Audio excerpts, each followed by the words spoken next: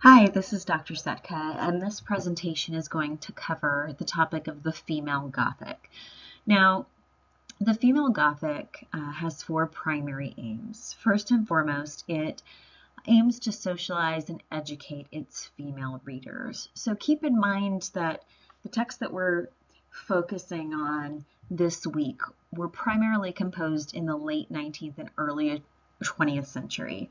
And readers of these particular texts were typically women. They were typically reading these texts in monthly periodicals or magazines, like the New Yorker, for example, would be a contemporary incarnation of the type of periodicals to which these women would have subscribed. And as a result, these works were really geared toward a female audience. Second, and perhaps even more importantly, these works express criticism of patriarchal male-dominated structures. You'll see that at the center of each of the works that we're going to be exploring are women who are in some way thwarted by the men in their lives.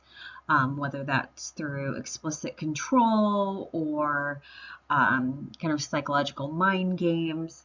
But the women all rebel in different ways.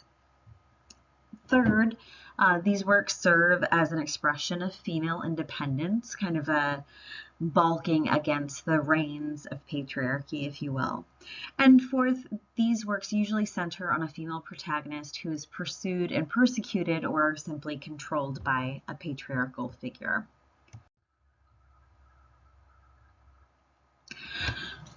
So we read some background information on the female Gothic, and I just want to cover some of the key points from that reading. So Smith and Wallace began by citing Ellen Moores, who is one of the foremost critics of female Gothic texts. She reads these texts as a coded expression of women's fears of entrapment within the domestic and within the female body, most terrifyingly experienced in childbirth.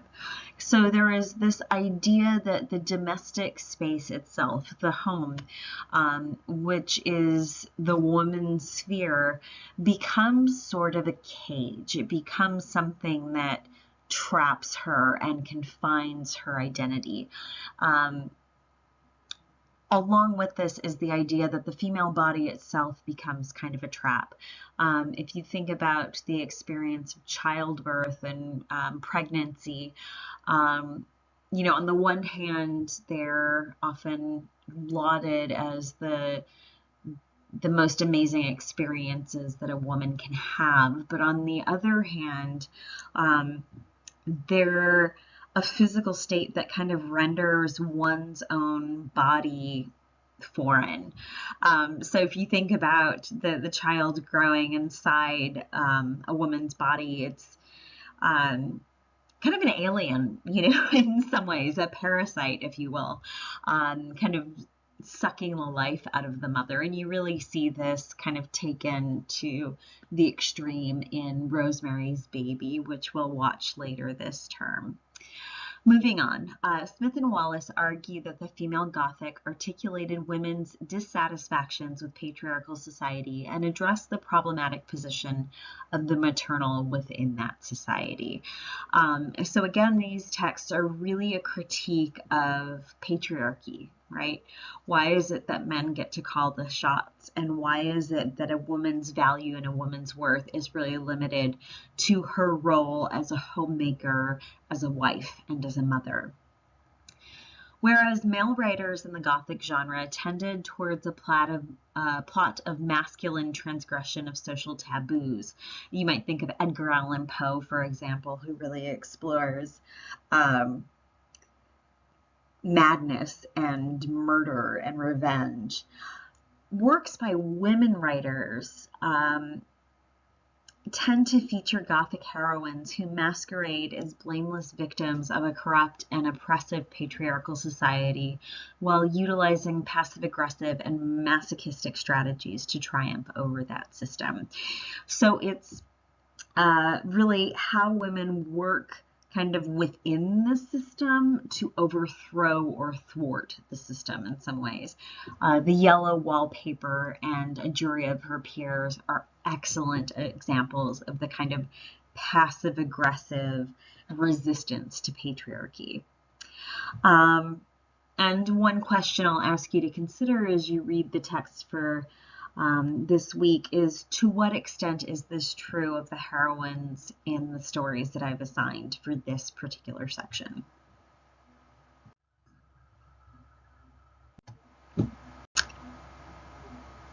So in some ways, this particular slide is reiterating what I've already covered, but in different words, and I really want to drive home these key points. So how do women writers use the female Gothic? Well, again, first and foremost, the female Gothic is almost always a critique of marriage itself and more broadly the patriarchal structure of society. So female writers like Charlotte Perkins Gilman, Edith Wharton, Susan Glassell, and others work within the genre to explore issues related to the role of women in their society and to examine the parameters of gender identity. So what, for example, is the downside of telling a woman that she shouldn't interfere in the business life of her husband, which is what Edith Wharton's Afterward explores, the pitfalls of that. What happens when a woman is shut away from all community and intellectual activity, as in the Yellow Wallpaper? What is the risk of lauding women as, kind of these helpless angels in the house, which is the question that Mary Wilkins Freeman's Luella Miller explores. So female writers often use the psychology of terror to illustrate the protagonist, again, usually a wife or female, at conflict with the values of society and her prescribed role within it. So you're always looking for these kind of coded critiques of broader social values, broader social mores. And because of this, we're looking at hidden critiques. So we're looking at very subtle rebellions or resistances to the structure of patriarchal society. Okay, so what should you be looking for when you are analyzing a female Gothic text? First and foremost, you need to be looking at what we call spatial symbolism. So quite literally the physical setting. Some of this connects to kind of general Gothic setting features, such as decaying, rundown houses, that kind of a sense of maybe a haunted space, but we're also looking at rooms with locked doors, domestic spaces that are uncanny in some way. They might look okay on the surface, but underneath all is not as it seems. So when you watch the films Rebecca and Rosemary's Baby, you want to really think about how the settings of those films become part of the female Gothic element. So how are the domestic spaces, the houses themselves, overwhelming the female characters? This is also very true of the Yellow Wallpaper and A Jury of Her Peers. So in what ways does the home become a threat to the female protagonist? We're also going to be looking at madness. A Jury of Her Peers and the Yellow Wallpaper are great examples of how the domestic space can drive a female character to madness. Marriage or the domestic sphere becomes kind of a madhouse. This is very true also of the films Rebecca and Rosemary's Baby. Slavery. So we're not thinking of racial slavery in the context of the works that we're going to be exploring in this course, but we're going to be looking at how patriarchy is kind of aligned with the institution of slavery. This idea that women, like racial others, meaning African Americans and Native Americans who were enslaved, are kind of ascribed childlike characteristics, where the male figures, usually the husband, kind of speaks down to the woman, often calling her a child or a little girl, belittling her intelligence and her intuition. So yeah, be on the lookout for these elements as you read and view our female Gothic text. Some additional elements of the female Gothic. Women in Gothic literature who rebel against patriarchal ideas of what a woman should be become kind of monstrous in a sense. The Yellow Wallpaper and A Jury of Her Peers are excellent examples of women who become monsters in the minds of the patriarchal figures in those stories. Mary Wilkins Freeman's Luella Miller is kind of a different example of a woman becoming monstrous. Luella Miller herself meets all of the ideals of 19th century womanhood, but Freeman shows how this ideal itself is perverted, and that if women truly met that ideal, they would become emotional vampires, as does Luella Miller. Next, we have the term doppelganger. This is a German word that means a physical double, or like a split personality, if you will. So oppressed heroines may oftentimes subconsciously project an alter ego who acts on her deeply repressed desires. The Yellow Wallpaper is a perfect example of this, because we have the narrator who starts imagining a woman behind the wallpaper in her bedroom, and that woman in the wallpaper shakes the bars of her cage, and that cage, of course, is marriage and patriarchy itself. Rebecca, the film, is also an excellent example of the doppelganger, but it's this idea of a double as being the exact opposite of the main character. So doppelgangers typically lash out against their confinement or express rage in some exaggerated way. So you're going to be wanting to look for this. And as I said before, Hitchcock's Rebecca has an interesting example of the doppelganger.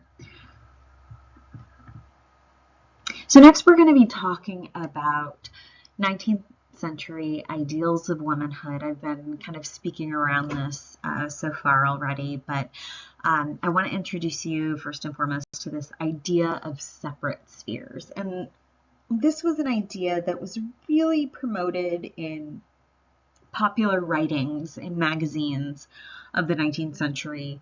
And this illustration is from one such magazine. You can see how the idea of separate spheres is illustrated here. So there are two spheres. There is the world of the man and the world of the woman. The woman's world is the domestic world. It's everything concerned with home life, creating a safe space for her husband, a happy environment in which her children will grow and learn. It's cooking, cleaning, pleasing her husband, caring for her children. The man's world is concerned with business, commerce, knowledge, education, the world outside the home. And you can see this division in the image with the husband kind of standing with a book in his hand, pointing to the world outside. He is seemingly speaking to his eldest son, who rests his hand upon the globe, and it's clearly an image associated with the bigger world. You contrast this with the woman, who is interestingly, set against a background of books, but even as much as we think of books and education more broadly as symbolizing enlightenment, it's also a very kind of solipsistic, independent activity. So she is very circumscribed to the domestic space in which she lives. her focus is entirely on her two smaller children, right? She's not looking at that world outside to which her husband points. So this illustration quite adeptly captures some of the ideas of separate spheres and womanhood that we're going to be talking about. So when we talk about the domestic sphere in the 19th century, we're really talking about a specific ideal of womanhood. And this is often referred to in scholarship of the period as the cult of true womanhood. So when we trace true womanhood through the periodicals of the 19th century, we're really looking at a period of about 1830 to 1900. This image depicts the stages of a woman's life from the cradle to the grave. You'll note that the progression to the climax of womanhood is entirely concerned with courtship, marriage, and the production of children. Even the little girl on the second step is already cradling a doll as though she's in training for her ultimate role as a mother. There is nothing about these different stages that suggests that the woman has any life outside of the home or her family.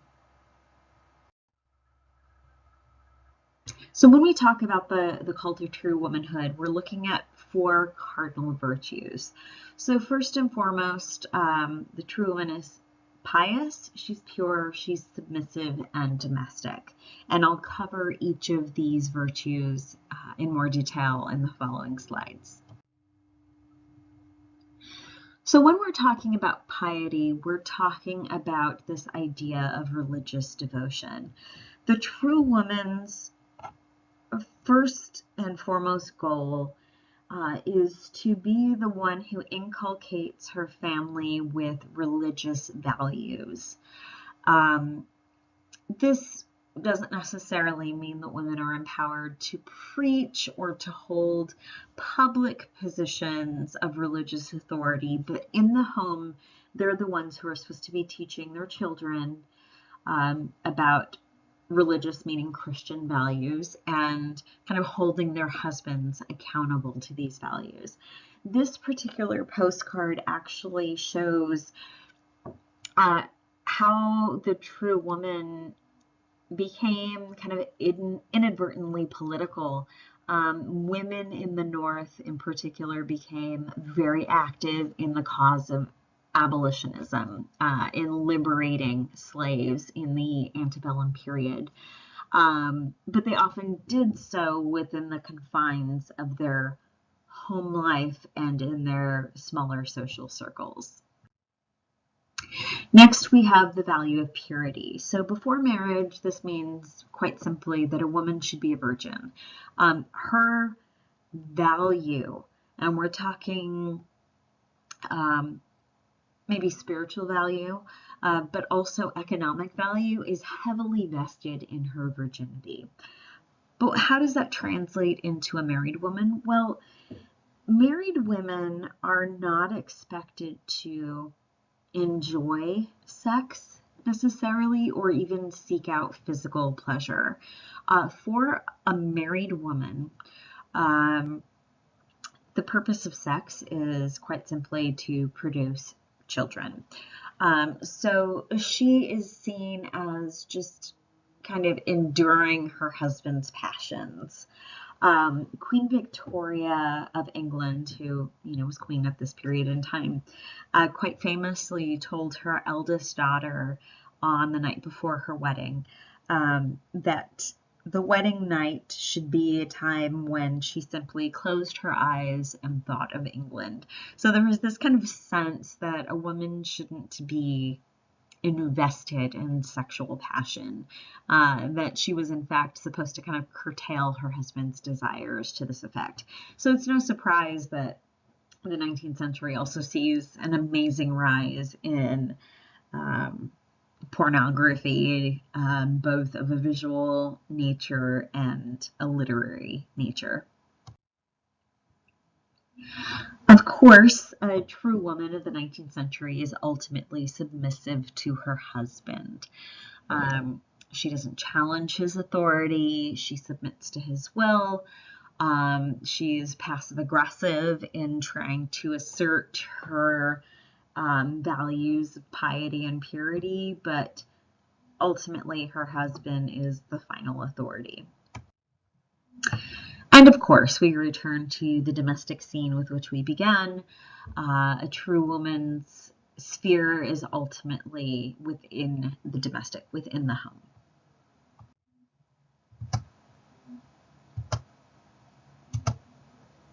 Okay, sorry, I wanted to get all of those bullet points up. We're transitioning now to a discussion of hysteria. Hysteria is a term that you need to know when reading the yellow wallpaper. I'll explain why in just a moment. So hysteria was a broad diagnosis assigned to women who displayed too much emotion or demanded too much attention. The word itself derives from hystera, which is Greek for uterus, and ancient doctors attributed a number of female maladies to a starved or misplaced womb. So even in the 19th century, there was this idea that a hysterical woman was a woman who did not have control over her emotions, but also there was this idea of hysteria in a physical sense that, like her actual uterus might be wandering around her body, that, everything wasn't just as it should be. Okay, so in the 19th century, hysteria was the term most often used for women who were experiencing any kind of depression, but particularly postpartum depression.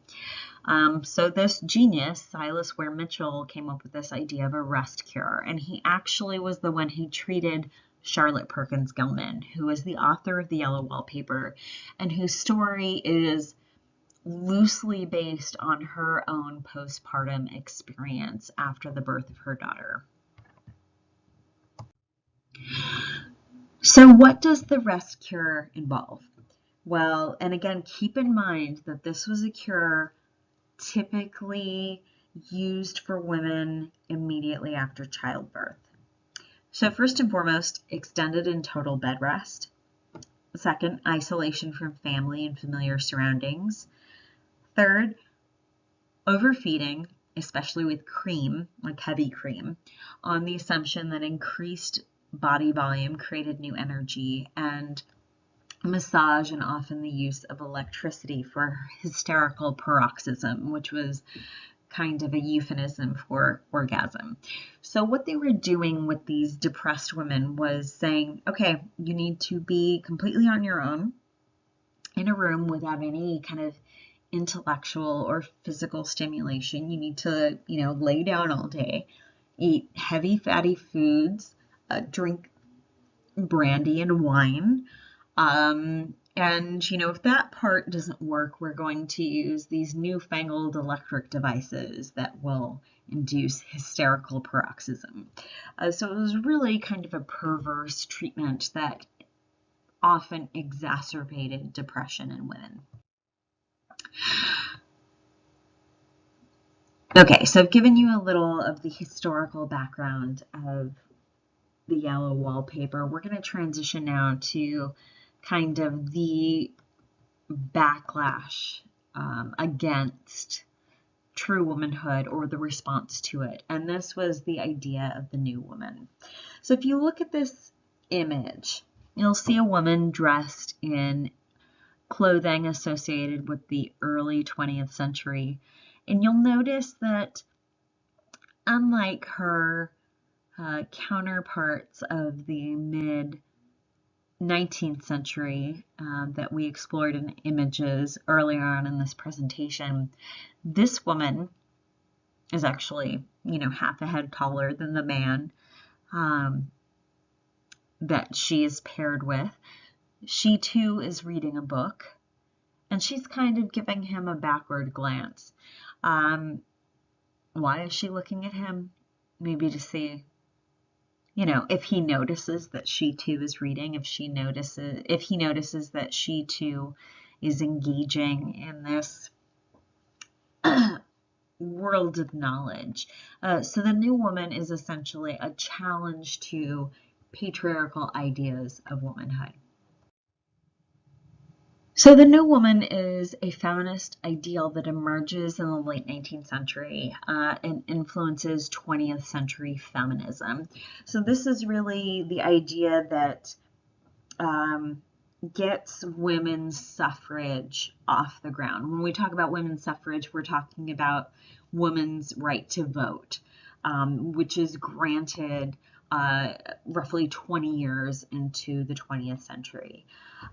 Charlotte Perkins Gilman herself was a new woman. She divorced her husband, who was the one who subjected her to Weir Mitchell's rest cure treatment. She moved to California. She became a well-regarded intellectual in her own right. Edith Wharton was also a new woman of sorts who challenged patriarchal conventions.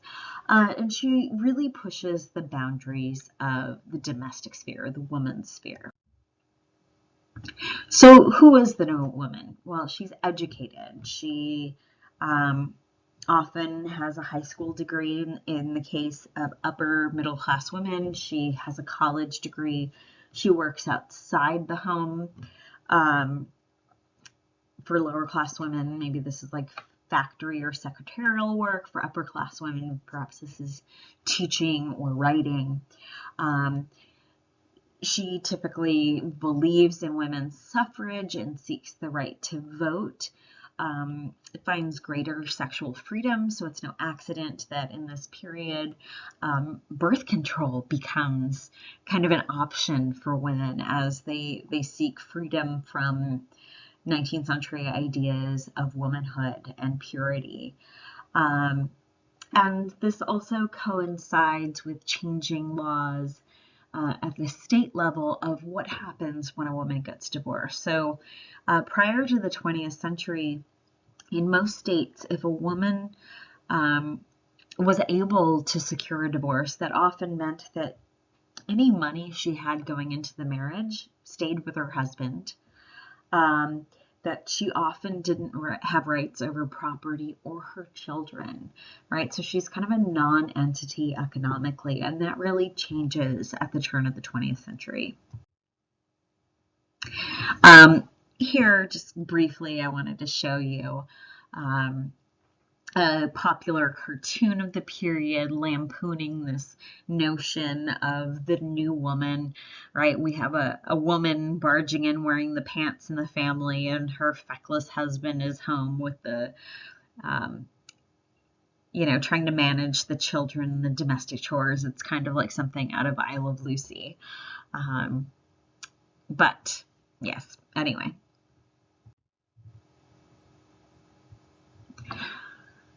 Keep in mind that not all women in positions of authority, and there weren't very many, but there were some, like Queen Victoria in England, were supportive of this idea of the new woman. Queen Victoria famously wrote, "I am most anxious to enlist everyone who can speak or write to join in checking this mad, wicked folly of women's rights, with all its attendant horrors on which her poor, feeble sex is bent, forgetting every sense of womanly feelings and propriety. Feminists ought to get a good whipping. Were women to unsex themselves by claiming equality with men, they would become the most hateful, heathen, and disgusting of beings, and would surely perish without male protection." What's ironic here is that she is the most powerful woman in the world at this point, yet she derides women who seek basically just equality with their male counterparts. So just a quick overview of our authors. Charlotte Perkins Gilman, as I explained before, she was subjected to the rest cure, which led to a serious bout of postpartum psychosis. We can't necessarily assume that the narrator in the yellow wallpaper emulates what Gilman went through, but her autobiographical writings have shown that she suffered, kind of serious psychosis in the postpartum period due to the rescuer. And she actually wrote to Weir Mitchell and sent him a copy of the yellow wallpaper, and he was so horrified by the story that he actually started making adjustments to his rescuer. So it actually, did have real political and social capital. Mary Wilkins Freeman, she is the author of Luella Miller, which is about kind of a psychological vampire. Freeman was very unusual in the sense that her works were kind of very overtly about feminist ideals. She herself was college educated. She was an avid feminist. Many of her stories critique the constraints placed on women in a patriarchal society. Next, we have Susan Glaspell, who is the author of A Jury of Her Peers. She was a journalist, which was very unusual in the early 20th century. And she, as a journalist, covered a true life story about a woman who murders her husband. And she used that story as the basis for her play Trifles, which she later turned into the short story that we're reading for this week.